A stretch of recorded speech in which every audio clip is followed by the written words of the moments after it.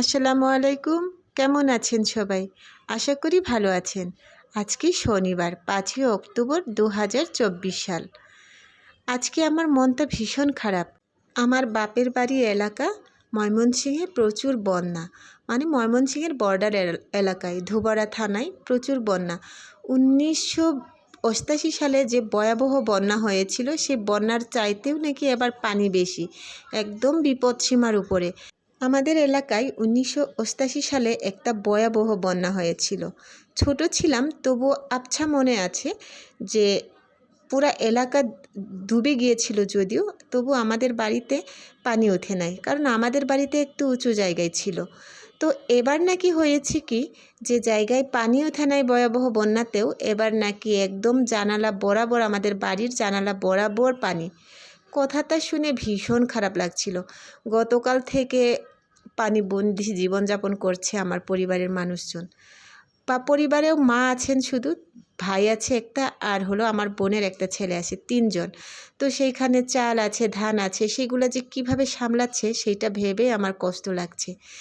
আর আমার মা ভাইয়েরা নাকি বাড়িতে তো জায়গা নাই, পানি টইটুম্বুর করছে, খাতের উপরে কোনো রকমের ধান চাল এইগুলা বাঁচিয়ে রেখে নিজেরা আশ্রয় নিয়েছে। আমাদের বাড়িতে একটা মুদির দোকান আছে, মানে রাস্তার পাশে একটা মুদির দোকান আছে নিজেদের, সে মুদির দোকানে আশ্রয় নিয়েছে। বলুন তো, এগুলো শুনলে কার ভালো লাগে? এই কারণে মনটা সারাদিন ধরে বিষণ্ণ ছিল।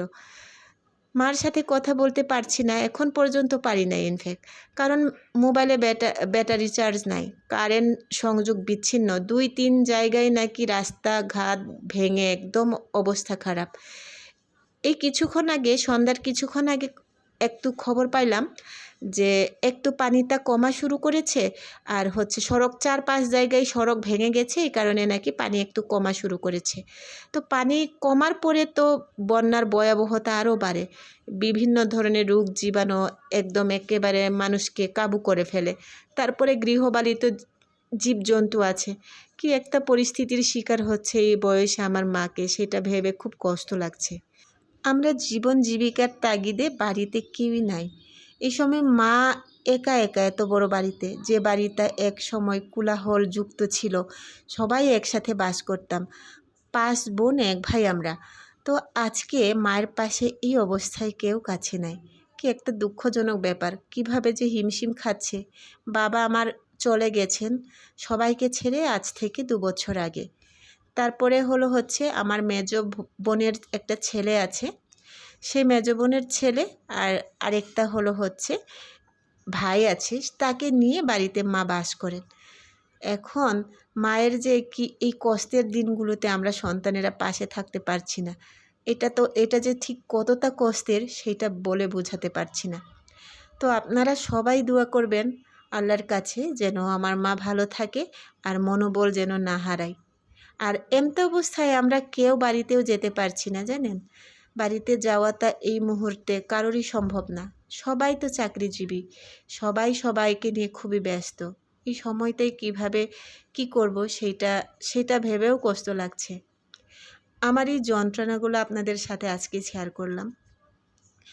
হয়তোবা আপনাদের খারাপ লাগছে আমার এই জ্ঞানী কথা শুনতে, কিন্তু একটা আবেগিক ব্যাপার। মা বাবা সবারই থাকেন, হয়তোবা আমরা শহরে জীবন যাপন করি, মা বাবাকে ফেলে রেখে এসে তারপরে এই যে এখানে মা বাবা সেইখানে আমাদের পথ চেয়ে থাকেন।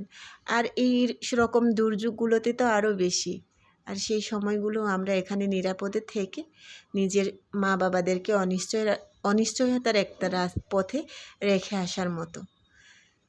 এটা হলো আমার একটা দুঃখ আর আক্ষেপ। তো আজকে রান্নাবান্নাও তেমন হয়নি, জানেন। বলছিলামই মনটা ভীষণ খারাপ, রান্নাবান্না করার মতো মন মানসিকতাও নেই। ওরা খাইতে পারতেছে কি না এটাও একটা চিন্তার বিষয়। তারপরে হলো হচ্ছে আমরা ভালো একটা কিছু খাবো, সেটাতেও মুখে আমার আজকে আসলেও রুচতেছিল না। মানে একটা আছে বাড়িতে সব কিছুই, তারপরেও রান্না যে করব সেরকম মন মানসিকতাও আসছিল না। এই যে টুকটুক করে যেটুকু আয়োজন করেছি সেটা তো দেখতেই পাচ্ছেন।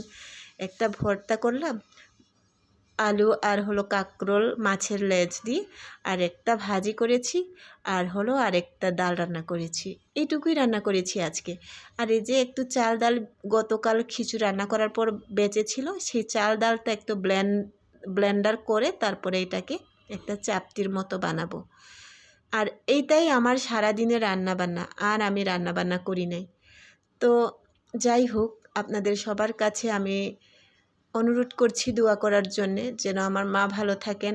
আর আমার মায়ের মতো যারা অসহায় আছেন আমাদের গ্রামে, তারা সকলেই যেন ভালো থাকে, তারা যেন মনোবল না হারায়, এই পরিস্থিতির সাথে যেন মোকাবেলা করতে পারে। বহু বছর পরে এই রকম বিশাল একটা বন্যা হলো। আমাদের এলাকা তো পাহাড়ি এলাকায়, পানি বেশিক্ষণ স্থায়ী হয় না, কিন্তু এবার এত বর্ষণ যার কারণে এতদিন পানিতে স্থায়ী হলো। পাহাড়ি এলাকা বলতে আমাদের খরস্রোতা একটা নদী আছে, নাম নেতাই নদী। এটা হলো ইন্ডিয়া থেকে প্রবাহিত হয়ে আমাদের এলাকায় ঢুকেছে। তো এই নদীর পানিটা বেশিক্ষণ স্থায়ী হয় না, কিন্তু এবার এত বর্ষণ দুই সাইডে, এই কারণে বন্যাটা এইভাবে ভয়ঙ্করভাবে দেখা দিয়েছে। তো আজকে এতটুকুই ছিল আমার ব্লগে। এই যে চাপটিটা বানিয়ে নিয়েছি, একটু মচমচে টাইপের একটা চাপটি, বেশ ভালোই হবে খাইতে। তো আজকে এই পর্যন্তই। সবাই ভালো থাকবেন, দোয়া করবেন অসহায় মানুষদের জন্যে। আল্লাহ হাফেজ।